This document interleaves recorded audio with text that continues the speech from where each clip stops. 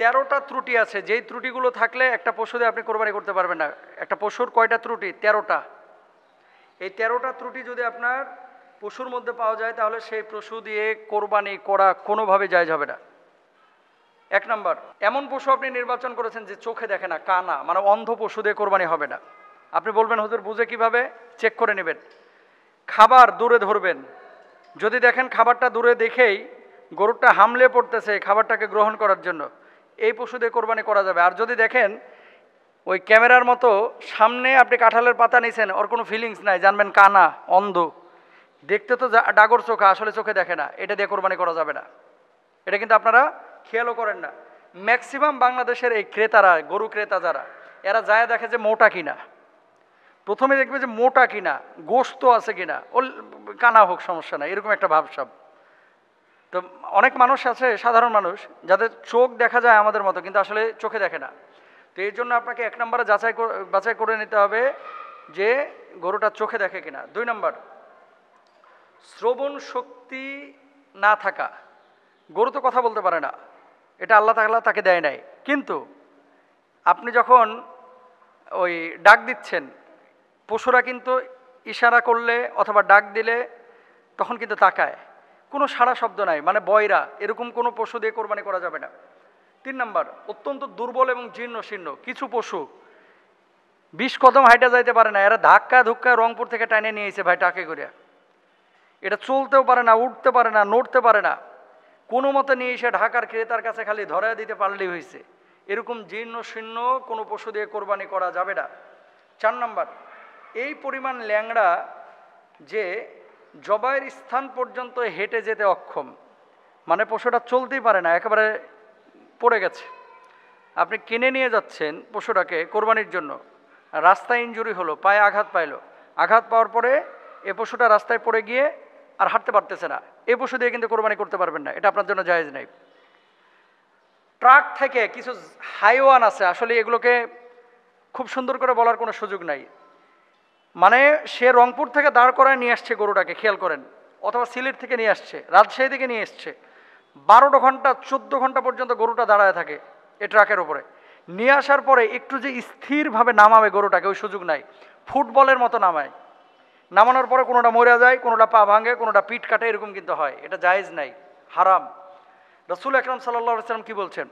পশু যখন জবাই করবে ছুরিটাকে ভালো করে ধার দিয়ে নিবা, তারপরে পশুটাকে জবাই করবা। কেন? পশুর কষ্ট যেন কম হয়। আর বাঙালির টাইমের খুব শর্ট, মানে সময় খুব অল্প, পশুটাকে ফুটবলের মতো ভাই। কয়েকদিন আগে একটা ভিডিও দেখলাম, ছাগলের কান ধরতেছে আর একটা পা ধরিয়া ওই যে তরমুজ যেভাবে ট্রাকের ওপরে ফিক্কা মারে এমনি ফিক্কা মারতেছে। এর মানুষ না, এরা নরপিশাচ, এরা ভালো মানুষ না, এদের আকল জ্ঞান কম। গত বছরে আমি দেখেছি এই সাভারে, ওই রংপুরে থেকে গরু ছাগল আনছিল, রংপুর না সরি দিনাজপুর থেকে, ওই যে লাগেজ রাখে না বাসের নিচে যেখানে যাত্রীদের, এই লাগেজের ওখানে 14টা ছাগল ঢুকাইছে, যেখানে লাগেজ রাখে। তো গরমের সময় স্বাভাবিকভাবেই এই যে বাইপাইল ক্রস করছে, ক্রস করে আবদুল্লাপুরের দিকে যাচ্ছিল, এই বেড়িবাঁধের এখানে খুলে দেখে যে সব ছাগল মরিয়া শেষ। তার মানে কি, দিনাজপুর থেকে এই পর্যন্ত ছাগলগুলোকে নিয়ে আসা হয়েছে, গরমে নিঃশ্বাস আটকে এই ছাগলগুলো মরছে। এই মানুষগুলো যারা ইচ্ছাকৃতভাবে একটু বেশি লাভ করার জন্য এভাবে পশুকে কষ্ট দেয়, আপনি মনে করছেন আল্লাহ এমনি ছেড়ে দিবে?